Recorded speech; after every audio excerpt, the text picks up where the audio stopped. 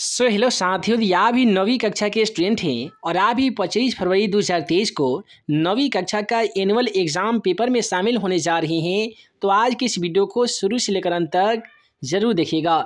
जितने भी छात्र एवं छात्राएं मेरा मैथ और साइंस का वीडियो को देकर गए होंगे एग्ज़ाम पेपर देने, तो आशा करते हैं वे लोग जाकर एग्ज़ाम पेपर में गर्दा उड़ा के आए होंगे, क्योंकि हम जितना भी क्वेश्चन बताए थे ना, सेम टू सेम वही क्वेश्चन आपके एग्ज़ाम पेपर में देखने को मिला है।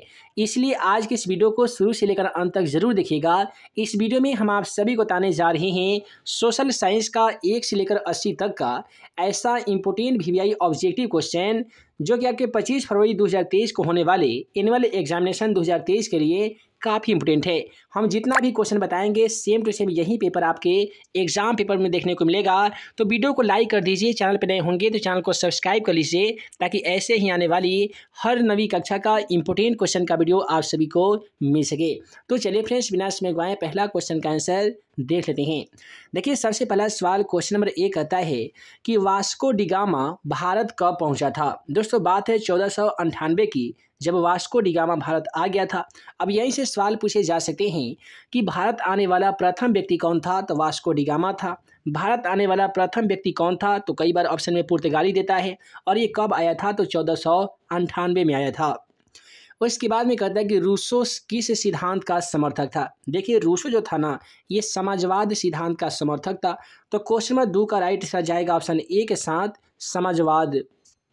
उसके बाद में अगला सवाल क्वेश्चन 3 क्या कहता है कि बेस्टल का पतन कब हो गया था। दोस्तों, आप सभी को बता दें कि बेस्टल का जो पतन हो गया था, ये हो गया था 14 जुलाई 1789 ईस्वी में। तो क्वेश्चन नंबर 3 का राइट आंसर जाएगा ऑप्शन सी के साथ, 14 जुलाई 1789 ईस्वी में। अब आइए अगला सवाल क्वेश्चन 4 की ओर बढ़ते हैं। क्वेश्चन 4 क्या कहता है कि भारत आने में किस भारतीय व्यापारी ने वास्को डी गामा की मदद किया था। आप सभी को मालूम होगा कि कोलंबस हो गया और यहाँ पे वास्को डी गामा हो गया। ये दोनों के दोनों व्यक्ति कहाँ के निवासी थे, तो पुर्तगाल के थे। लेकिन वास्को डी गामा आ गए भारत, और भारत आके इन्होंने भारत का खोज कर दिया था, और इन्हीं के साथी था जिसका नाम था कोलंबस, और ये जाकर 1492 में अमेरिका का खोज कर दिया था। तो भारत आने में कोलंबस ने ही वास्को डी गामा की मदद की थी। तो यहीं से सवाल बनते हैं कि भारत का खोज किसने किया था, तो वास्को डी गामा ने। अमेरिका का खोज किसने किया था, तो कोलंबस ने। कब किया था, तो ये भी जान लीजिए दोस्तों, 1492 में किया था। उसके बाद में अगला सवाल कहता है कि द्वितीय विश्व युद्ध का अंत कब हो गया था। याद है, सन 1939 से लेकर सन 1945 ईस्वी में द्वितीय विश्व युद्ध हुआ था। तो यदि शुरू पूछा जाता यानी द्वितीय विश्व युद्ध कब प्रारंभ हुआ, तो 1939 हो जाता। अंत कब हुआ था दोस्तों, तो 1945 में हुआ था। तो इसलिए क्वेश्चन का सही जवाब ऑप्शन सी के साथ चला जाएगा, 1945 में। यहीं पे एक और सवाल पूछे जा सकते हैं कि प्रथम विश्व युद्ध कब हुआ था। तो याद रखिएगा, 1914 से लेकर 1918 के बीच में प्रथम विश्व युद्ध हुआ था, मित्र राष्ट्र और धोरी राष्ट्र के बीच में। उसके बाद में कहता है कि झारखंड को राज्य का दर्जा कब मिला था। देखिए, बात है 15 नवंबर 2000 को, जब झारखंड को पूर्ण रूप से एक राज्य का दर्जा दे दिया गया, या फिर ऐसे कहे कि बिहार झारखंड का अलग होकर कब राज्य बना था, तो ये 15 नवंबर 2000 को बना था। अगला सवाल क्वेश्चन 7 की ओर बढ़े तो क्वेश्चन 7 कहता है कि राष्ट्र संघ की स्थापना का श्रेय किस अमेरिकी राष्ट्रपति को जाता है। आप सभी को मैट्रिक में क्वेश्चन पढ़ना होगा कि किस अमेरिकी राष्ट्रपति ने न्यू डील लागू किया था। ये आपके मैट्रिक एग्जाम पेपर में पूछा भी जाता है ना जी। तो न्यू डील लागू करने वाला एफडी रूजवेल्ट है, और एफडी रूजवेल्ट को ही श्रेय जाता है राष्ट्र संघ की स्थापना करने का। उसके बाद में कहता है कि राष्ट्र संघ की स्थापना कब हुई थी, तो याद रखिएगा 24 अक्टूबर 1945 को हुई थी। उसके बाद में कहता है कि ऑस्ट्रेलिया का खोज किसने किया था। तो दोस्तों, आप सभी को बता दें कि कैप्टन कुक एक व्यक्ति का नाम है। कैप्टन कुक के द्वारा ही ऑस्ट्रेलिया की खोज की गई थी, और वास्को डी गामा के द्वारा भारत की खोज की गई थी, और कोलंबस के द्वारा अमेरिका की खोज की गई थी। उसके बाद में कहता है कि डियाज बार्थोलोमियो की खोज कब की किसने किया था। तो ये आप सभी को बता दें कि इस क्वेश्चन का राइट आंसर जाएगा ऑप्शन डी के साथ, उत्तम आशा अंतरिप। उसके बाद में कहता है कॉमन सेंस की रचना किसने किया था। आप सभी को बता दें कि टॉमस पेन एक व्यक्ति थे जो बहुत ही बड़े एक रचनाकार थे। इन्हीं के द्वारा कॉमन सेंस की रचना की गई थी। तो क्वेश्चन नंबर 11 का राइट आंसर जाएगा ऑप्शन बी के साथ। फिर कहता है कि अमेरिकी स्वतंत्रता संग्राम के सेनापति कौन थे, तो आप सभी को बता दें कि अमेरिकी स्वतंत्रता संग्राम का सेनापति यदि किसी को माना जाता है तो वाशिंगटन को माना जाता है, क्योंकि जॉर्ज वाशिंगटन ही अमेरिका के सबसे पहले राष्ट्रपति थे। फिर कहता है कि अमेरिका में अंग्रेजों के कितने उपनिवेश थे। तो दोस्तों अमेरिका में अंग्रेज के कुल 13 उपनिवेश थे। कितने थे दोस्तों? 13 थे। तो क्वेश्चन का राइट आंसर ऑप्शन बी हो जाएगा। उसके बाद में अगला सवाल क्वेश्चन 14 को देखिए कि कहता है कि लैसेज फेयर का सिद्धांत किसने दिया था। देखिए लैसेज फेयर का यदि सिद्धांत की बात की जाएगा ना तो एडम स्मिथ हो जाएगा। और एडम स्मिथ एक ऐसे व्यक्ति हैं जो अर्थशास्त्र के पिता भी माने जाते हैं। अगला सवाल कहता है कि धर्मनिरपेक्ष राज्य की स्थापना सबसे पहले कहाँ पे हुई थी। तो सबसे पहले ये अमेरिका में हुआ था। कहाँ पे तो हुआ था दोस्तों? अमेरिका में हुआ था। और यहीं से भारत बन गया विश्व गुरु धर्मनिरपेक्ष में। धर्मनिरपेक्ष का मतलब ही होता है कि जहाँ पे कोई भी देश का अपना धर्म नहीं होता, वहाँ पे वैसा देश जहाँ पे सभी धर्मों का सम्मान किया जाता है उसे धर्मनिरपेक्ष देश कहते हैं, जैसे कि भारत।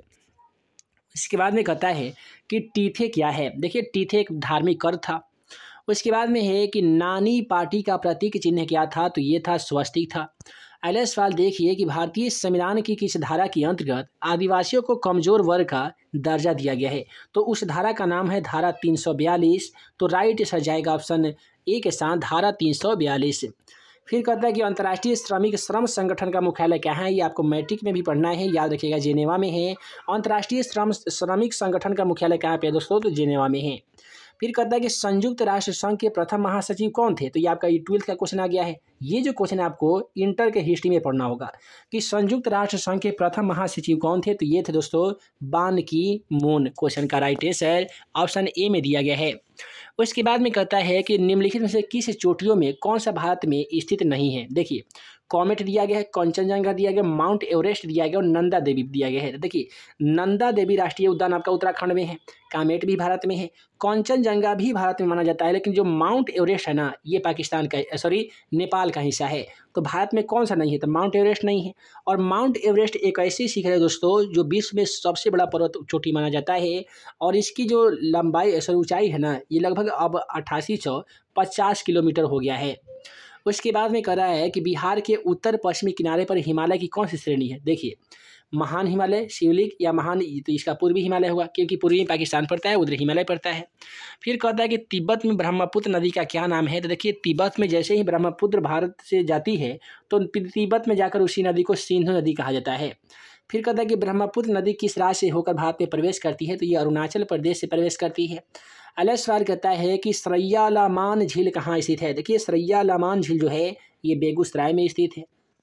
अगला सवाल है कि कौन सी नदी भ्रंग घाटी से होकर बहती है। तो उस नदी का नाम है दोस्तों महानदी। फिर कहता है एल नीनो का शाब्दिक अर्थ क्या होता है। तो उसे हम लोग सीसू कहते हैं।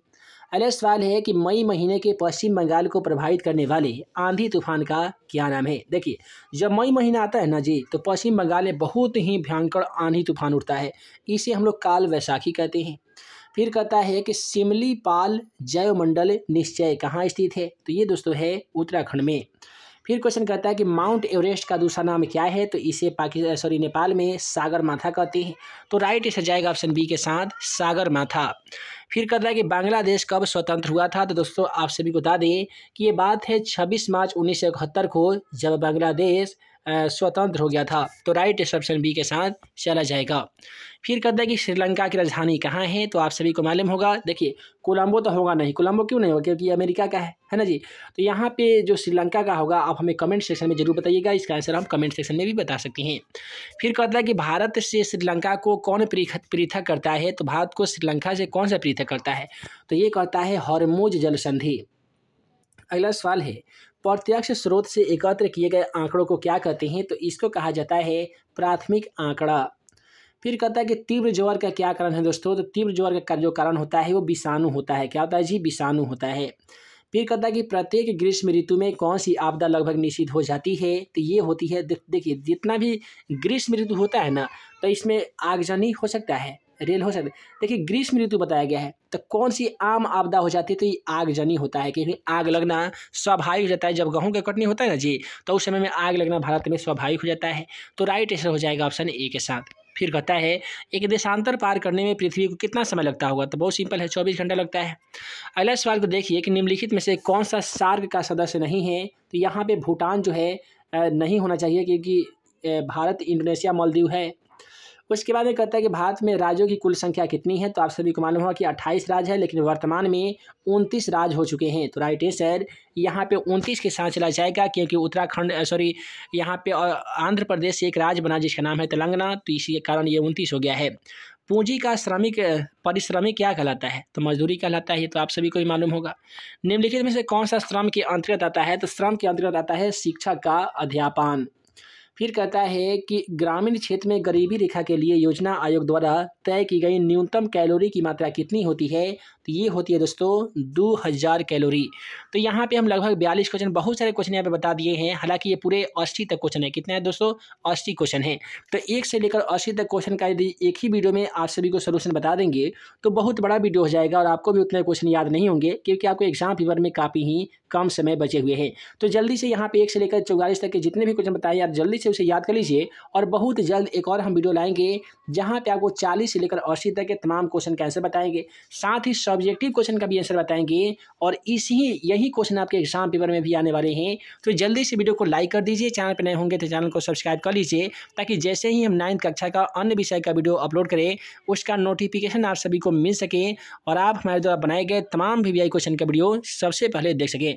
तो मिलते हैं एक नए वीडियो में नए VVI क्वेश्चन के साथ। तब तक के लिए आप सभी को वीडियो देखने के लिए बहुत बहुत धन्यवाद।